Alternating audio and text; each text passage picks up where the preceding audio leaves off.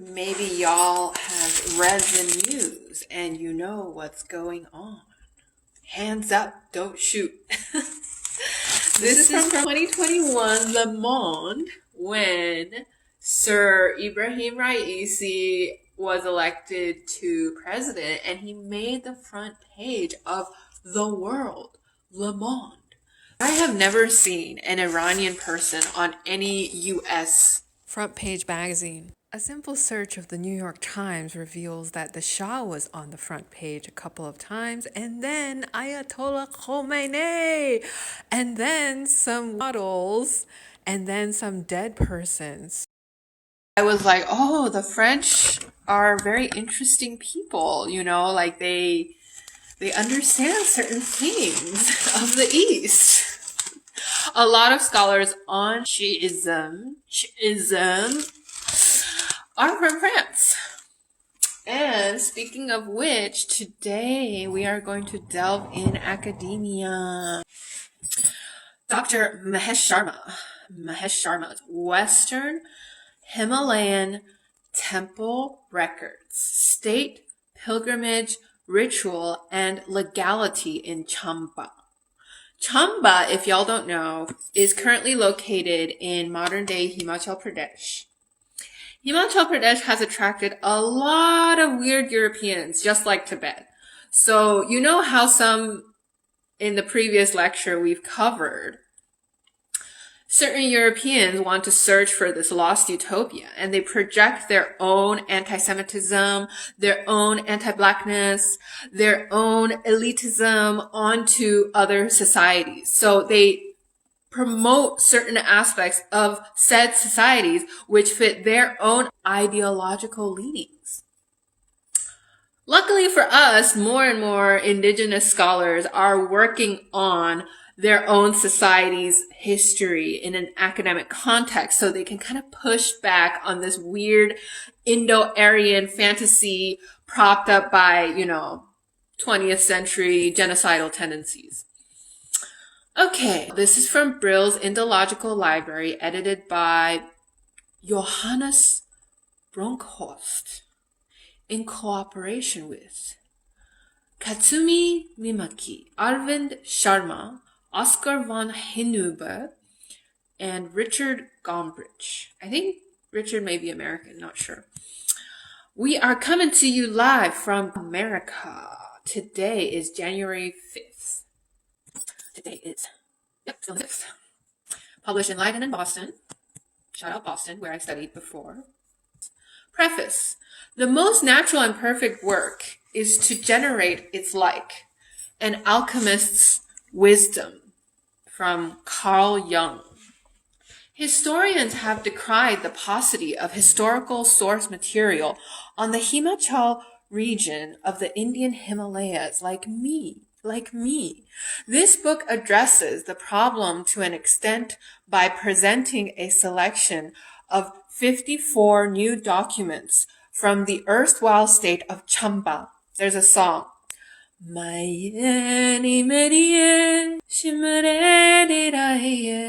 Chamba kitni ki dur. Absolute favorite.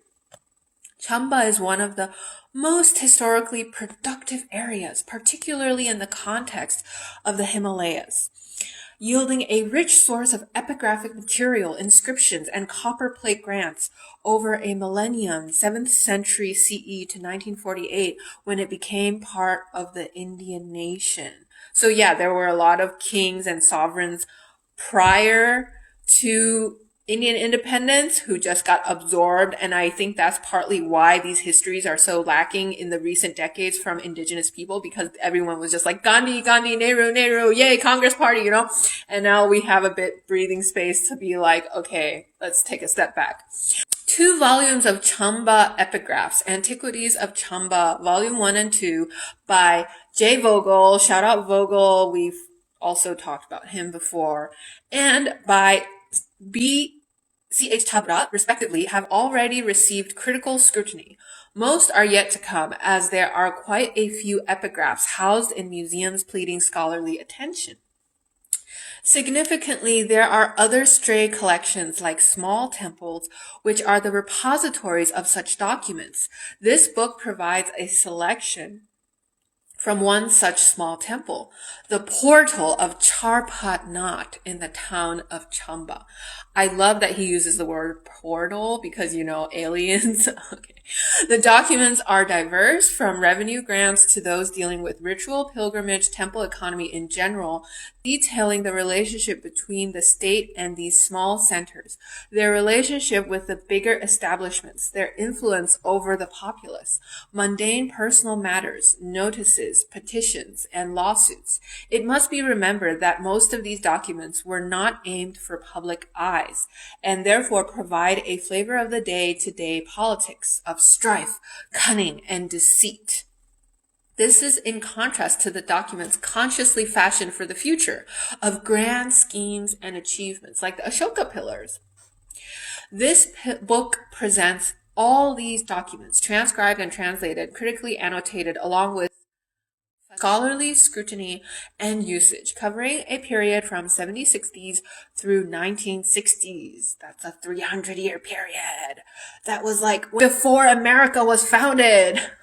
Since these documents come from a small place and belong to and detail the travails of a still smaller shrine, these would be, one hopes, of much interest, as we are accustomed to the documents from prominent temples, particularly from South and Eastern India, for instance, Kanchi, Madurai, or Puri, and prominent dynasties like the Cholas. In contrast, these documents provide us with an insight into how smaller shrines were maintained and in turn maintained their affairs, how smaller economies patronized such places of local significance, how a small shrine carved its identity, and how the state manipulated this identity to create new instruments of legitimation. Fascinating stuff. Because, I'm of Chinese heritage, and we've never really studied like how small states function because the current nation state really wants to keep it big. Yeah. These documents ask for a different question about authority, legitimation, and power than most studies on the relationship between the temple and state have asked. Almost all the studies have presumed a relationship between the ruling dynasty and the sectarian temple as given, endowed with a huge transactional nexus of patronage, of landed endowments and money, ritual and priesthood, legitimating the authority of the ruler or kingship. Whenever a new dynasty supplanted the earlier, it either participated in the legitimating process by creating bigger edifices or by replacing the existing instruments, temples, icons by new, for example, Vaishnava with Shaiva or vice versa. So Shaivite people worship Shiva, Vaishnavite are mostly worshiping Vishnu, and not all Hindus like each other, okay? Or if we conceptualize the supplanting or of legitimating instruments and dynasties beyond cultural boundaries, the relationship, however, does not cease, as the instruments would be a mosque/temple, and the dynasty could be, for a want of convenient example, the Mughals. Okay, that was abrupt. Mostly, in such a scenario, the process involves the delegitimation of the preceding authority and then the creation of fresh legitimating instruments for the succeeding authority. He cites Eaton and Stein. They are prominent scholars in, I think Stein is Bertenstein, Eaton is Richard Eaton. The interaction between the secular and temporal is limited in time and space. The instruments of legitimation of authority and power are the signposts of continuity, mostly influenced by the theory of transaction and exchange. This is where the documents of Chamba are significant. Chamba kitni dur. Those published earlier and the ones that are provided in this selection. They deal with one dynasty only over a millennium within a fixed geographic space. I don't understand. He just said 70-60. So are we dealing with 1,000 years or 300? Let's see. Yet the legitimating symbols keep on changing given the social and cultural context of the subcontinental polity and are influenced by the transformations taking place in the hegemonic neighboring territories. The vital question is, Can two such symbols coexist, the earlier dominant and with the now dominant?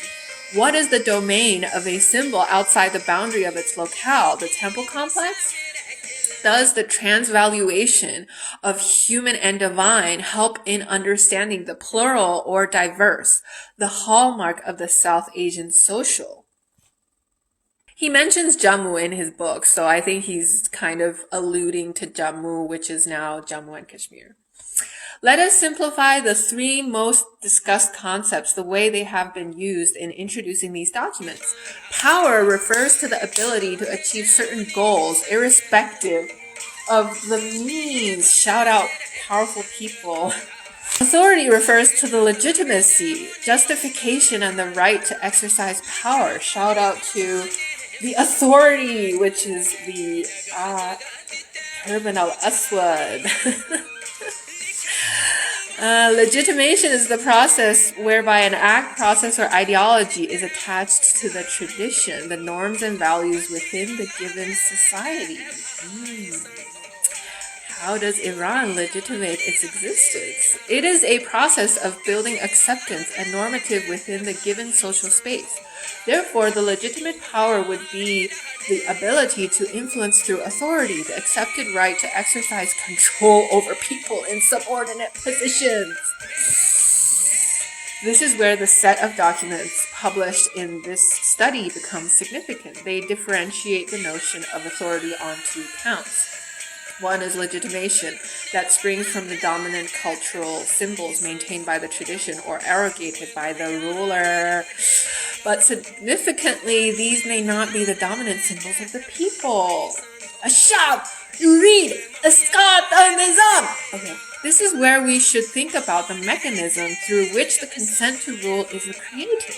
If legitimation is based on the dominant symbol, the consent to rule is based on the multiplicity of symbols, coexisting and carrying the cultural boundaries to the outposts, binding them with the cultural notions of state and kingship. Al-Aish, Hurriya, Adalat, Ijtimaiya. Okay, I'm that old, just so you know. It helps in building the instrument of legitimacy, but in itself does not constitute that instrument. Moreover, in a politically fluid situation, as Chamba was placed during the Mughal and later colonial rule, largely autonomous state but subordinated, the concept of building consent to rule becomes a reality. Legitimation is derived through the dominant symbol/instruments borrowing from or by associating with the subcontinental polity, which validates the authority of the Raja. This authority, however, needs the approval of the local society, for which it is critical to build consent to rule. The notional rule is sustained through the manipulation of these disparate symbols, which are subservient to the dominant symbol. The authority is defined through the spiritual realm, whereby kingship is only the custodian of this realm. Such a distinction between the divine and temporal authority is sharpened when the secular realm is controlled by an alien hegemonic power, e.g. the post-16th century Kulu stayed ruling in the name of Raghunathji and Chamba rulers in the name of Lakshmi Narayana. I've been wondering, where does this Narayana, worshiper people come from, I'm finally gonna get the answer. I'm particularly beholden to Alex McKay for reading the manuscript more than once and offering incisive comments. His own interest in Tibet, as well as his understanding and insights into the processes that influence the state and religion, was extremely useful. Good to know. Oh, he knows Professor Dan Mashan. I studied with Dan Mashan. I am much obliged to Daniel Mashan, without whom it would not have been easy living in Los Angeles. I graduated from a school in LA. I am particularly thankful to Pamela F. Kearse for sharing Young and Home with me in Santa Monica. Okay, so this preface was written in Chandigarh, 2008, December. And the book was published in 2011 when the Arab Revolution erupted. Okay, introduction. It was back in 1992 that I first got hold of these documents. I vividly remember that it was a cold day and I was climbing up the cobbled path looking for the nondescript portal of Charpat near the temple of Lakshmi Narayana in Chamba. I was amazed to see the small courtyard that housed the shrine of the famed Siddha, who allegedly played a prominent role in the early state formation of Chamba. This did not seem like the shrine belonging to the same historical person, haloed in both the early Tibetan and Nath Siddha literature as Charpati or Charpatnath. It seemed like a private shrine that had nothing to do with the Chamba royal family or that it was ever patronized by it. I met Baidyanath, the Mahant, aka chief functionary of the shrine, since deceased. Perhaps he had seen good days in early life, but there was nothing in his appearance or his house to confirm this. I was disappointed, to say the least, for I was expecting a charismatic personality as the head of the foremost shrine that played a vital role in early Chamba. Yet I struck a chord with him and started talking about Chamba, Charpat, and the legacy. Sitting on the cold veranda of the small shrine, I had no or little expectations. The little man, however, warmed up in a while and had tales to tell about the fortune of the shrine, about patronage once extended, and finally how Charpatnath helped King Sahila Varman in the 10th century CE to establish a new capital called Chamba. I was not much interested in all this, as I had heard and read enough of this, yet I could not muster courage to stop him recounting the past he obviously treasured, a sort of comfort in the days of penury. Yeah, my Chinese friend who lives in Germany was so shocked when I told her, like Indian Brahmins, what they're doing nowadays. She was like, I thought all Brahmins were like living really comfortably. I'm like, no, that is till he went inside his house and came out with a bag full of papers. I realized soon enough that this was something wonderful, a treasure trove, a peep into the past, title deeds, details of fairs, rituals, and pilgrimage, of death and litigation, notices, and legal papers. He must have seen skepticism on my face, I guess. He knew that I was disappointed. Perhaps he intuited why I was there. I was not even aware that the shrine possessed any documentary evidence. No one had ever written about it, or even mentioned about it. These are the Himachalis, And there I was, seeing these documents in the script that I had little know-how of. Yet I had the sense of making a copy of these foreign-looking documents. Page 2.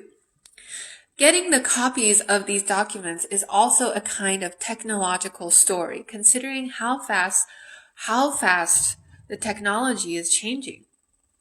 The Mahant was suspicious that I might run off with these documents, so he accompanied me to the shop that made photocopies.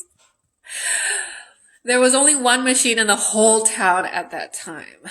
A huge machine that had a photographic lens. First, a photograph of the document was taken on a chromatic plate, then put into a compartment with a small ink barrel containing black granules of ink. A white paper was then attached to the plate, physically pressed onto it so that it touched the surface at all points or most points. After 15 minutes, the paper was taken off the plate, excess ink removed physically. It took me 2 days to get a copy of each of the 110 documents, not to count the expense and patience. Dr. Sharma! Okay, I request the same patience from you. Please do remember the story of how a copy was made when you see these documents. One of the challenges of epigraphy is to comprehend the misconstrued words, which are eroded over time rather than scribal mistake, occasionally both. You will not miss that in these documents as well. You will find excess ink on the documents produced in this selection, sometimes straining the eyes and wrenching the head at most times. These documents, a representative sample of which I present to the academic community for wider scrutiny, have been with me all this while, waiting to be transliterated and translated, waiting to travel down that cobbled path again, which leads to the portal of Charpatnath in the Charpati Mohalla vicinage of Chamba, a few meters away from the famous temple complex of Lakshmi Narayana. This reminds me of when I visited a neighborhood in Mumbai. I was not expecting like the people living around the shrine, which was super old, would still be, believers of the faith that the shrine upheld. And it was just really like a cool archaeological and anthropological combo. The first charter which we know of was a copper plate grant, now framed and hanging on one of the walls of the portal of Charpat. All other documents were written on Sialkoti paper, thick handmade paper from Sialkot, now in Pakistan. The scribe used the bamboo pen kalam, writing in black ink, mostly in Takari, the script peculiar in the Western Himalayas, but occasionally in Urdu as well. Except for the legal papers which bear the stamp of Chamba State, the documents are testified by the ruler, signed in Takari and later in English using a blue-black water ink inscribed with a fine nib fountain pen holder. Oh my gosh, a fine nib fountain pen. The documents are written in freehand, particularly the accounts, in a flow without paying much attention to the vowels, rendering it difficult to read. It is because of this that the script is also known as Siddha Matrika, literally simple vowel sounds, where one has to guess the sound of vowels, just like the dubious powers of the Siddhas. That the script is used for the documents of the Siddha Yogis is incidental, though one is aware of the relationship between some of the tantric ritual and language used by the yogis, along with other ritualists. Then there are account sheets which are drawn on long sheets of handmade paper, bound together on an account book with ubiquitous red-colored cloth, tied by a white string. There are loose account sheets as well, which bear the stamp of time, destroyed over the period by termites, or the damp paper has become so brittle that it falls off on handling, demonstrating the care that has been taken of these small peepholes into the past, which are of little obvious use to the trustees and managers of the temple. The good thing is that invariably all the documents are dated, so in the Vakrami Samvat, Shaka era, and mostly in the local or Shastra era. As you know, in Nepal, they still use I think some kind of Samvat system, not the 2024 system. So it is not at all difficult to put them in a chronological sequence. Apart from the documents being texts that articulate and represent different situations and perspectives, they are also the sites that embrace multiple voices. All these voices are not so explicit, but are rather subtle. They're indicative of the process by which these documents were fashioned. All the documents, of course, contain the dominant voice of the person on whose behalf the document was fashioned and towards whom it was directed. The person responsible for executing the provisions made therein was also specifically mentioned. So footnote on the Vikrami Samvat system. It is ahead of Gregorian calendar by 57 years, while Shaka era is 78 years behind, so it is easy to convert and arrive at contemporary Gregorian dates by either adding 78 or subtracting 57 from the years mentioned. The Shastra or Loka Kala or the local era may be arrived by adding 24 to the last digits. Page 4. These are the visible voices that can be socially located. But equally critical are the subtle voices. For instance, some of the documents also mention the name of the writer, while the document is authenticated by the ruler himself. In a way, there is this subtle voice of the writer between the donor and the donee, the ruler and the ruled. He was asked to write directly by the ruler or through the agency of some intermediary. This did not always motivate his creative potential. A particular formula was therefore repeated with some emendations or changing the particulars. This stylized way, however, gave rise to different genres of document making and ensured textual continuity over time. The particular was therefore fitted into the general, depending upon the type of genre. The Prashasti eulogy, for instance, were structured differently than the land charters, though all land charters were generally similar. Howsoever impassive this voice may seem, it could yet be critical, adding a word here and a sentence there. Mostly, the writer and the scribe were the same person, but there are documents in which the scribe is different from the writer. The former wrote or dictated while the scribe simply copied. Carefully studying the hand in which these documents are written, there are few scribes doing the bulk of the job. The same mistakes are repeated. The writing seems familiar, if sometimes labored. We shall nevertheless know little about this voice. The calligrapher is, though seldom, tempted to reveal his identity as well. Thus, while the name of the writer is mostly mentioned in the last line of the document, the calligrapher scribbled his name as unobtrusively as possible on the top or on the reverse side of the document, just like the hill painter who devised ways to make his presence felt, even if rarely in his own work. He's referring to the Pahari miniature of Himachal, which was influenced by the Mughal style, but they depicted different themes of their own kingdom. So it's like super cool and intercultural, intertextual. Okay. On rare occasions, both names of the writer and scribe are written in the signature line. Quote, written by Parshuttam Mehta and scribed by Parashram. One gets a feeling that the scribe was overwhelmed by the whole process, the structure of the document, the writer, and generally the number of people involved in its preparation. Sometimes another agency was involved, the metal caster. There are only a couple of such examples in this collection, but Chamba has a large number of copperplate inscriptions. He molded and forged the documents, though with little literary input.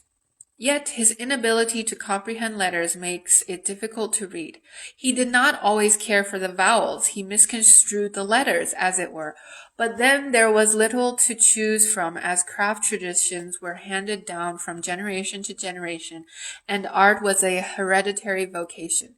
In most cases, the names of the fathers of artisans are mentioned, which suggests that the son generally followed the trade of his father. Notwithstanding the invisibility of women in the whole process, the making of a document involved a variety of socio-political agents, which reflects the political process. One can visualize the intensity of emotions that an illiterate metal forger holding the copper plate on one last time in his hand before submitting it to the concerned authority had to go through. Even though he did not comprehend the words that he cast into metal, he was aware of the significance. The making of a document must have been an empowering experience. One becomes aware of these multiple voices as one plows into the collection. Even when the texts are mindlessly replicated, one is still left wondering about the hand that had made the paper, the source and the consistency of the ink used, or the deft hand that made the fate-changing strokes. The scribe using the thick-nibbed bamboo pen would make a different impression than the one using a thin-nibbed pen. One is left wondering more about the writer who inscribed only few lines in a page than the one who crowded so many words in it that the page does not seem to breathe. There are always insights to be gained, right from the material used to the attitude of the person involved. All of these are there to discern, waiting patiently to be illuminated. The assortment of documents coming from a small shrine is amazing. So is their significance. Each of these documents articulate and represent the world that fashioned it. For instance, the grant which was issued by the ruler is an altogether different representation than the petition made by humble subjects. Not only the objective is different in each case, so is the context. Albeit each document articulates its own context. It is an agent of its own history. For instance, the land grant charter contextualizes the type and extent of patronage. It is about privileges and obligations. Yet at the same time, this charter obliquely delineates the process of cultural penetration into the peripheral area where the grant was made. It never says that the donee, the person who donates, is uprooted from his immediate social setting and is rehabilitated in an altogether different society. Why would the donating person agree to this shift is in itself worth probing. To become an agent of change was possibly a huge motivation. On the other hand, there are petitions, which is an altogether different genre. It is interesting to observe how well the small distinctions in the typology of documents were understood. The land grant charter is characterized by the authority of the state, which at times was resisted by the subjects, and therefore there are occasions where the authority was confronted. The contest is reflected in multiple grants, which were made by multiple authorities, each constructing its own moral world. The petition, as opposed to this, is an interactive encounter between the identity and authority. Quote, the substance of the appeal or claim indicates the relationship between identity and authority that is being assumed. End quote. Inherent in the petition is the recognition of authority and the moral world that legitimizes it. Petitions thus articulate the identity and status of the petitioner and that of authority in a shared moral order. Ordinarily, petitioners enlarge the vision of morality in order to justify their specific claims. Frequently, petitioners sought inclusion of themselves or marginal others in the existing moral worlds. But petitions can also be the opportunity for the presentation of a transcendent moral order, in which identities and authorities shift into new relations and take on new forms. Consider this caustic petition made by the starving painter Shiba by name to his patron Raja Sansar Chand, who lived in 1775 to 1823, of Kangra. This was written in 1812. Further, O Maharaja, this is my humble submission, that you had said to me, do not go back to your home. If you do, I will punish you. Stay you now by my side in future. I believe, O Maharaja, that it was truth indeed that you spoke, for first am I without food. I am in fact dying. Secondly, truly did you show that you granted me employment by the side of under the care of Gaudu. But the reality of that employment is that the accountant Sardar does not give me anything out of that. He offers me taunts instead. He does not take your humble servant. You had said that I should bring my family over. It is well that I did not bring it. For just as your humble servant here is fallen on bad days and is without food, so would they, the family, have suffered. Your servant has been living on debts of several rupees that he has incurred here. Now, however, nobody gives me a loan anymore. The thing that matters is one's own self. All rights or wrongs that anyone does, he does for his own belly, and not without a cause.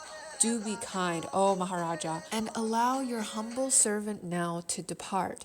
He is helpless, for here he goes without food. And forgive, please, the sins and faults of this humble servant. In contradistinction to the moral world of petitions, the notice is an expression of intention, an announcement, information, notification, or warning. It assumes an authority that is legitimated by the juridical procedure and is directed towards the agent, whose identity is therefore negated and becomes suspect. While the notice assumes the ethical position of self-righteous and appeals to the moral world, the one to whom the notice is served is excluded from this moral equation. There are two moral worlds, and both of them are opposed to each other.